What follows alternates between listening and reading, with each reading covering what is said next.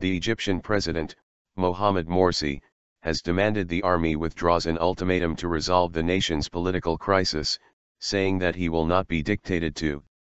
Morsi insisted on his constitutional legitimacy on his Twitter account on Tuesday night, hours after the army published a plan to dissolve parliament, rewrite the constitution and hold new elections if he could not end protests against his rule by Wednesday. Morsi faces huge pressure to resign from his position, and a warning from the military that politicians must resolve the crisis or face the army's transitional roadmap. 4 people were killed amid a third night of protests in Egypt. A health ministry source told Al Jazeera that they were killed in clashes in Giza, 3 were shot dead at a pro-Misri demonstration in Nahda Square near Cairo University, and another was killed by gunfire while taking part in march. The Muslim Brotherhood office in Helwan was reported to have been ransacked and set on fire. Al Jazeera's Shireen Tadros, reporting from Tahrir Square, said, "People here have no doubt the army is on their side, and as the military's deadline approaches their screams demanding Morsi resign are growing louder and the window of opportunity to offer concessions is closing." Opposition groups, such as the Tamarud, have called on supporters to remain on the streets until the deadline has passed on Wednesday.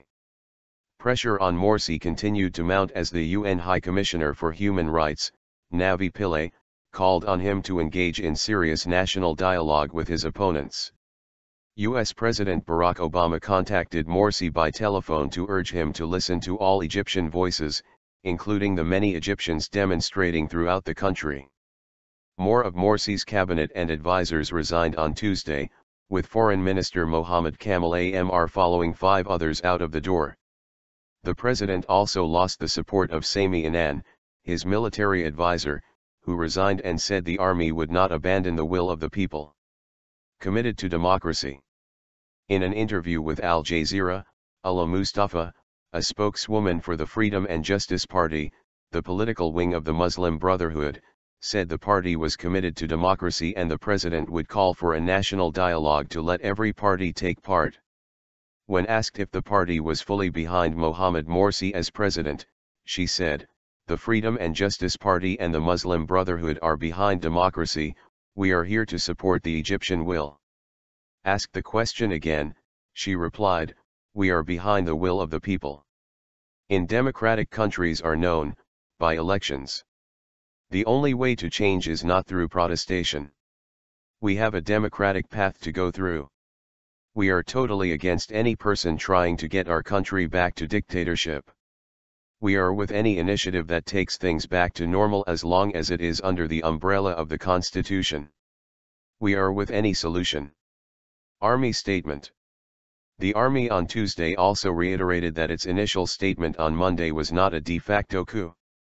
The doctrine and culture of the armed forces do not allow the adoption of any military coup-based policies. The Egyptian military always stands by the will and aspirations of the glorious Egyptian people for change and reform. The aim of the armed forces statement is to push all political parties nationwide to quickly find solutions for the current crisis and reach a formula of national compromise that complies with the demands of the Egyptian people. The president was due to issue a statement later on Tuesday, but has not spoken directly on the crisis in days. In a statement issued 9 hours after the army deadline was imposed, the president's office said, "The President of the Republic was not consulted about the statement issued by the armed forces. The presidency sees that some of the statements in it carry meanings that could cause confusion in the complex national environment." Morsi met the head of the armed forces, General Abdel Fattah al-Sisi, for a second day, the president's office said later on Tuesday. In response to the army deadline, Muslim Brotherhood spokesman Mohammed al-Beltagi urged Morsi's supporters to stand ready to sacrifice their lives to prevent a coup. "Seeking martyrdom to prevent this coup is what we can offer to the previous martyrs of the revolution," he said in a statement, a reference to more than 800 people killed during the 2011 uprising against Hosni Mubarak. The protests have drawn millions of people onto the streets, with a majority of them demanding Morsi's resignation. The June 30 Front, an opposition umbrella group which includes Tamarud, on Tuesday said it had chosen Mohammed El Baradei to represent it at any political transition.